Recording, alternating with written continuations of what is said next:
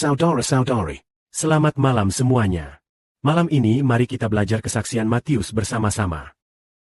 Roh Bapa sangat menggerakkan saudara 11 Bo. Saudara berkata, ketika hari-hari kesengsaraan besar di masa depan tiba. Hari-hari ketika seluruh dunia dalam kekacauan. Banyak sekali orang yang sangat rindu. Saudara 11 Bo berbicara tentang keselamatan Tuhan Kristus.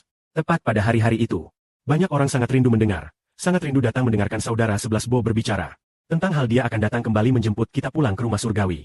Maka saudara 11 Bo juga memiliki semacam tekad, yaitu setiap hari akan berbicara tentang Tuhan Kristus.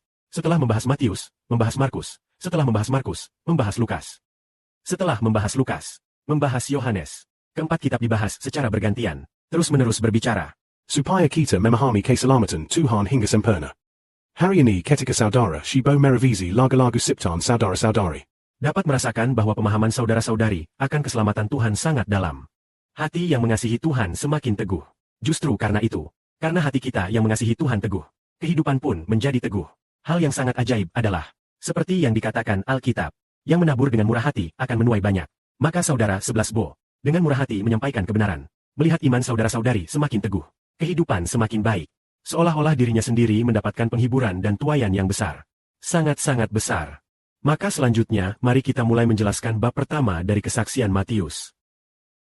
Bagian awal bab pertama menceritakan silsilah Yesus Kristus. Biasanya, di Alkitab orang biasa tidak akan menulis silsilah.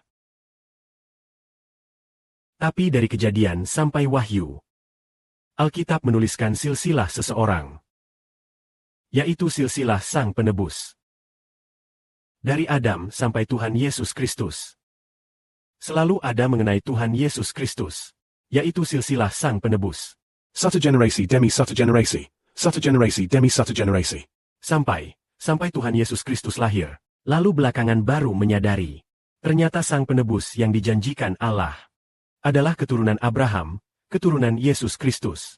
Secara logika, Keturunan Abraham, keturunan Yesus Kristus, keturunan Daud, silsilah Yesus Kristus. Silsilah yang seperti ini adalah sangat panjang. Lalu mengapa kita harus membacanya? Ternyata mengenai silsilah ini. Silsilah ini tujuannya agar orang mengerti, Yesus Kristus adalah anak Allah. Adalah Sang Penebus. Adalah keturunan Abraham. Adalah keturunan Daud.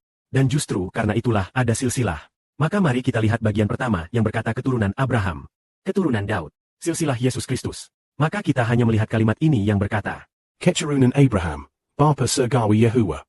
Pernah berkata kepada Abraham, segala bangsa di bumi akan mendapat berkat melalui keturunanmu. Kita ingat ketika Abraham mempersembahkan anaknya Ishak sebagai korban. Setelah dicegah oleh malaikat. Allah bersampa, Yahuwah bersampa. Mengenai memberkatimu, aku pasti akan melimpahkan berkat kepadamu. Mengenai keturunan, aku pasti akan membuat keturunanmu menjadi banyak. Seperti bintang di langit, pasai di tepi laut. Segala bangsa di bumi akan mendapat berkat melalui keturunanmu. Di sini dikatakan segala bangsa di bumi akan mendapat berkat melalui keturunanmu. Saya Parker keturunan di sini. Yaitu Tuhan kita Yesus Kristus. Artinya, segala bangsa di bumi akan mendapat berkat melalui Tuhan Yesus Kristus. Apakah Bapa Surgawi pernah berkata kepada hamba-Nya Daud? Bapa Surgawi pernah berkata kepada Daud, yaitu seorang keturunan Daud kelak akan duduk di tahta Daud menjadi raja selama-lamanya.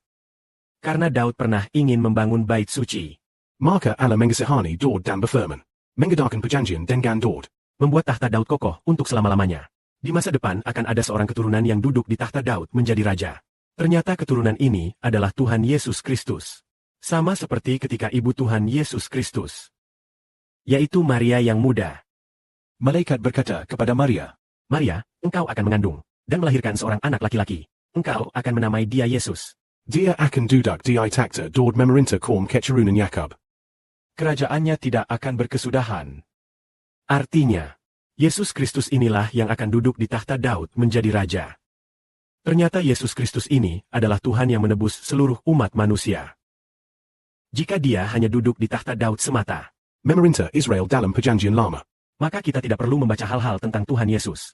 Ternyata yang diperintahnya adalah Israel dalam perjanjian baru, yaitu memerintah Israel rohani, yaitu memerintah kerajaan surga.